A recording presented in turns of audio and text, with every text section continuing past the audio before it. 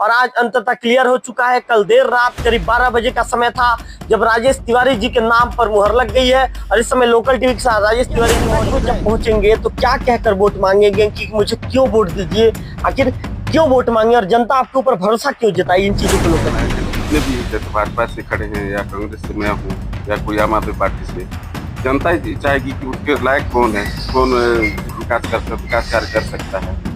उसी स्थिति में अपने फेस वैल्यू और ये अपने दम पे जाऊंगा और जनता से आपको देख रहा हूँ। आप एकदम सिंपल जीवन जीते हैं और यदि कहीं जनता आपको चुन कर यदि उस सीट पर भेजती है तो आपका जीवन इतना ही सिंपल रहेगा। एक चीज देखना, स्वभाव कभी परिवर्तन नहीं होता। मैं चाहे बन जाऊं, मुझे जनता बैठाएगी, बैठने के बाद मेरा स्वभाव वही रहेगा, वही जनता का सेवा करना है, वही काम करना है मुझे।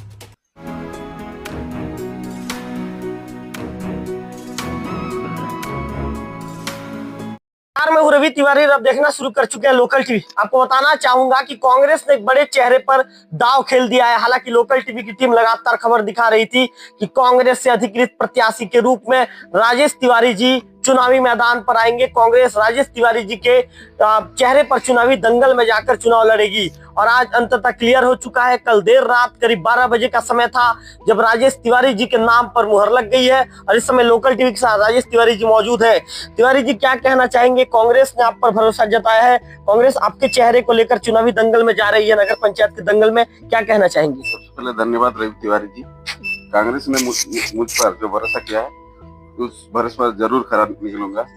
इस क्षेत्र के जैसे जारावाल, देवो, सोनामुंद के देवतुल्य जनता अगर मुझे साथ देगी, अगर मुझे देगी तो जरूर मैं सफलता पाऊंगा। तिवारी जी आप एक बड़ा चेहरा है और जिस तरह से परिस्थितियां उत्पन्न हो रही है कि बीजेपी से अनिता विकास उपाध्याय को टिकट दिया गया है, आम आदमी पार्टी से कुलदीप अवस्थी चुनावी मैदान पर है, तो आपको क्या लगता है आपके लिए ये चुनावी मुकाबला कितना संघर्ष होगा, कितना कांटे की टक्कर होगी, क्या लगता है, आपका अनुभव क्या कहता है? एक चीज है, किसी को भी कम नहीं समझना चाहिए। सब लड़ रहे हैं, कोई भी जीतने के लिए लड़ता है, लेकिन हमको अपना काम करना है, जनता को भी जाना है। जनता अगर चाहेगी कि जो अच्छा है, जो उनका काम कर सके, उसे ही चुनेगी जनता। तिवारी जी आपका छवि बेदाग छवि रहा है आज तक आपके ऊपर कभी कोई दाग नहीं लगा है, कोई आरोप नहीं लगा है। तिवारी जी आप जनता के बीच जब पहुंचेंगे तो क्या कहकर वोट मांगेंगे कि मुझे क्यों वोट दीजिए, आखिर क्यों वोट मांगे और जनता आपके ऊपर भरोसा क्यों जताई, इन चीजों को लोकल टीवी बताइए। मेरा एक ही कहना है, जैसे जितने भी जैसे भाजपा से खड़े हैं या कांग्रेस से मैं हूँ या कोई आम आदमी पार्टी से, जनता ही चाहेगी कि उसके लायक कौन है, कौन विकास कार्य कर सकता है। उसी स्थिति में अपने फेस वैल्यू और ये अपने दम पे जाऊंगा और जनता से मैं आशीर्वाद मांगूंगा। मतलब आपका चुनावी प्रचार तो शुरू हो चुका है, लोगों से आप जब भी मिलते हैं लोगों से क्या कहते हैं? लोगों का कहना है, जैसे उनका अभी जितने भी मैं मिला हूँ, उनका कहना कि हम आदमी के हिसाब से किसी प्रकार की पार्टी को नहीं देखेंगे, कांग्रेस हो भाजपा हो, कोई पार्टी हमसे कोई मतलब नहीं, जो हमारा विकास कर सके ऐसे लोगों को देंगे। और जहाँ तक अभी तक मैं ये क्या हूँ, जहाँ तक घुमा हूँ, मेरे को लोगों का अच्छा समर्थन मिला है और वही समर्थन अगर आशीर्वाद के रूप में लास्ट तक रहा तो जरूर मैं विजय पथ में जाऊंगा। तिवारी जी आप एक बड़ा चेहरा है और शुरू से ही कहा जा रहा था कांग्रेस पार्टी आप पर भरोसा जताएगी, और टिकट को लेकर कहीं पे कोई अड़चन की स्थिति उत्पन्न हुई या फिर सीधा क्लियर था कि मुझे ही टिकट मिलेगा?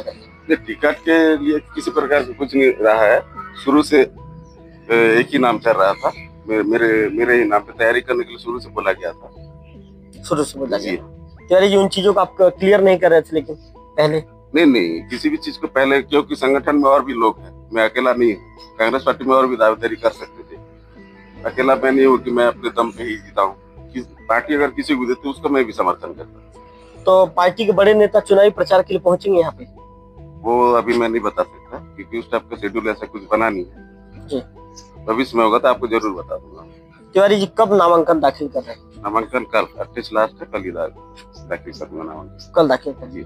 कल शक्ति प्रदर्शन की तैयारी है या फिर आप अकेले ही जाके कार्यकर्ताओं के साथ जाकर दाखिल? मैं ताम झाम में नहीं रहता, मैं एकदम सिंपल जाके मेरे समर्थक प्रस्ताव और कुछ लोगों के साथ ही जाके मैं अपना नामांकन करूंगा।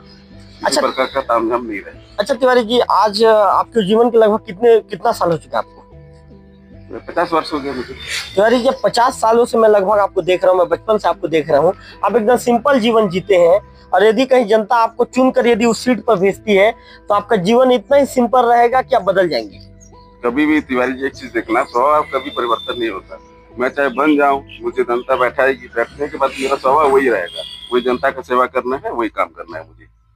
न जीत के आऊंगा नहीं आऊंगा, उसके बाद मेरा वही काम करना है। जनता जानना चाहती है कि राजेश तिवारी यदि चुनावी दंगल को पार कर लेते हैं, चुनावी नैया को पार लगा लेते हैं, तो यदि जनता का कोई भी काम होगा तो राजेश तिवारी जी से कहाँ मुलाकात होगी? उसकी मुलाकात की जरूरत है। आजकल तो फोन का माध्यम है, किसी भी समय फोन करने से मैं तुरंत उनके पास उपस्थित रहूंगा। चाहे वो रात का भी समय रहे। रात का किसी भी समय, रात के 4 रात को 12 बजे यदि किसी को जरूरत पड़ गया तो किसी भी समय उनके लिए तैयार हूँ मैं। 24 घंटा तैयार रहेंगे। मतलब नगर पंचायत देवो की जनता की सेवा के लिए आप 24 घंटा तत्पर रहेंगे। तत्पर। राजेश जी, हमारे लोकल टीवी के जो दर्शक हैं और नगर पंचायत की जो जनता है, चूंकि लोकल टीवी के लोग घर घर पर देखते हैं, लोगों का प्रेम बहुत ज्यादा मिलता है, आपको ही पता है। उन जनता को, आप नगर पंचायत की जनता को हमारे चैनल के माध्यम से आप क्या संदेश देना चाहेंगे?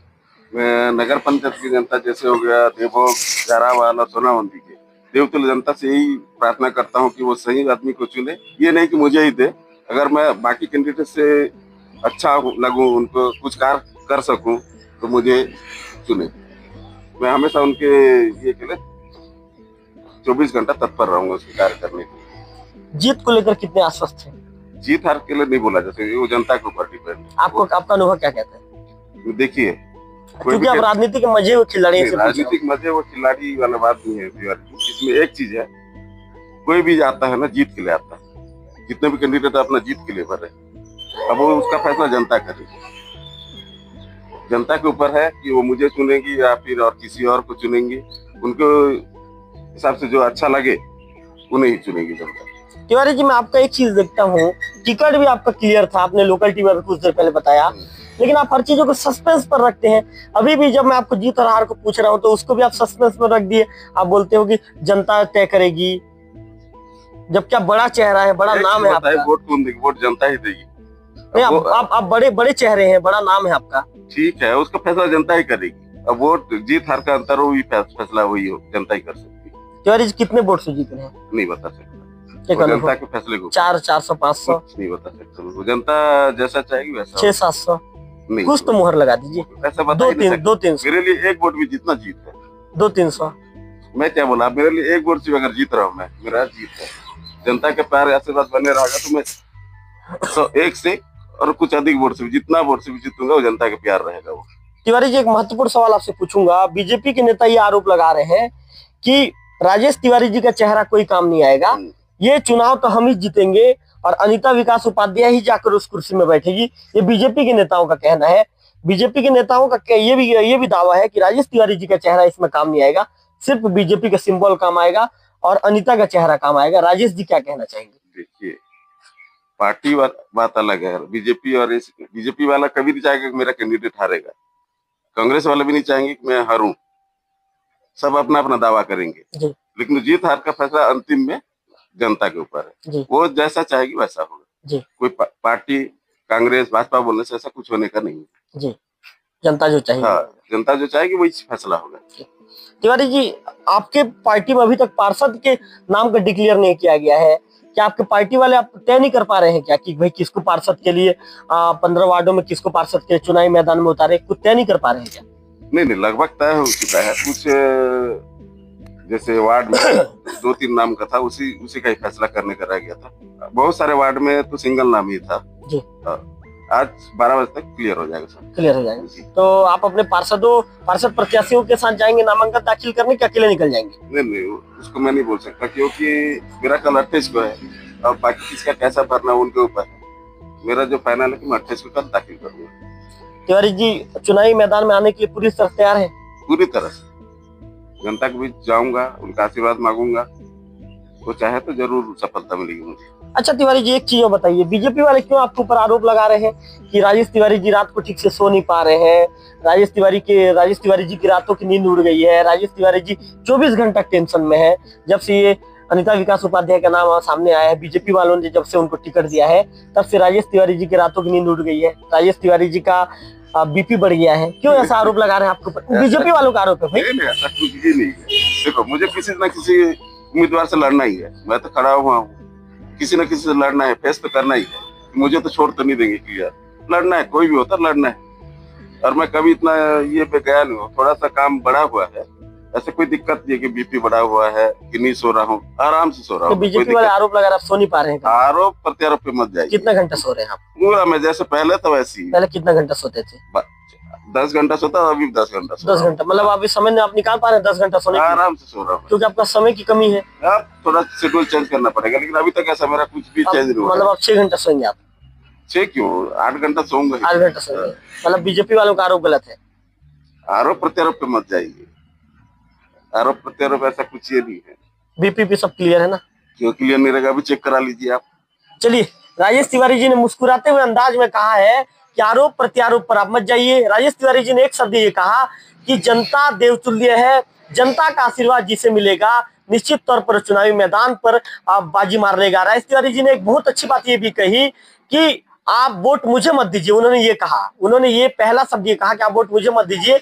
यदि जनता जिस कैंडिडेट को चुनेगी, जो अच्छा कैंडिडेट होगा, जो सबसे अच्छा कैंडिडेट होगा, जनता उसे चुनावी मैदान में जिताएगी और नगर पंचायत अध्यक्ष की उस कुर्सी तक भेजेगी। राजेश तिवारी जी ने अपने जीत और हार को भी लेकर किसी तरह का कोई कमेंट्स नहीं किया। उन्होंने हमने जब पूछा कि क्या आप अपने जीत को लेकर आश्वस्त हैं, तो उन्होंने कह दिया कि जनता के ऊपर उन्होंने बात को डाल दिया कि जनता जो चाहेगी, जनता का जैसा आशीर्वाद होगा वैसा जो फल है वैसा फल प्राप्त होगा। तो फिलहाल देखने वाली बात होगी कि आने वाले दिनों में किस तरह का परिणाम सामने आता है।